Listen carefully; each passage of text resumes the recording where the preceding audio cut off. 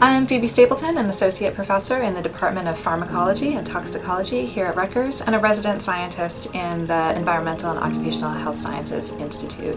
Recently we had a paper published in PNAS in January of 2024 looking at nanoplastic concentrations in bottled water.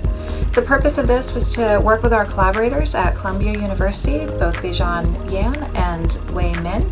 Wei Min had developed an SRS Raman technology which allows us to use two lasers to be able to identify polymers, not only the concentration of them, but also the type of plastic polymer and the size of that plastic polymer.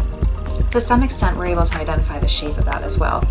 The purpose of the study was to use this technology to be able to identify plastics, hopefully to be able to identify them in biological matrices or biological fluids in the future.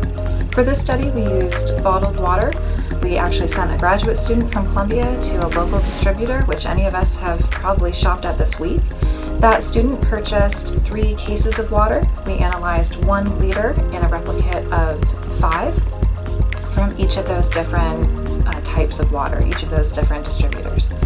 So from that, we were able to identify, using this SRS Raman technology, we were able to identify the number of microplastics and verify that. So we were able to show that this instrument does indeed measure plastics. And then we were also able to look at the nano-sized fraction, which are about 1,000 times smaller than those microplastic particles. In that, we identified an average of 240,000 nanoplastic particles in a liter of bottled water.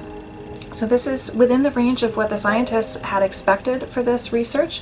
This is also the first time that those nanoparticles or nanoplastics have had a concentration associated with them, a number associated with them. The most important part of this work, however, is that we're also able to identify the polymer or the plastic type from this. And the most interesting thing is that from those 3 different types of water, 3 different distributors that we were able to purchase from, each of them had a highest peak concentration that was different. So in brand A, for example, the type of plastic there was indeed from the capping in the bottle as we expected. But for example, in brand B, it was not from the capping or the bottle. It was from some other portion of the processing of this bottled water.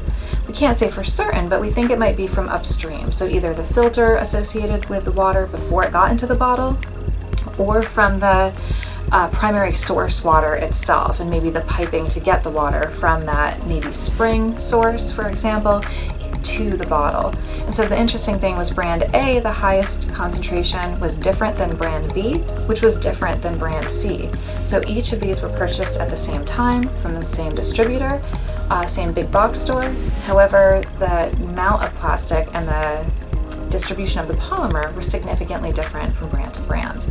So this is going to be very valuable technique and very valuable work to then apply into biological matrices. So we're looking to work with these same collaborators from Columbia University to identify how much plastic we may be able to identify in human urine, in human blood, and in rodent tissues in some of our laboratory studies.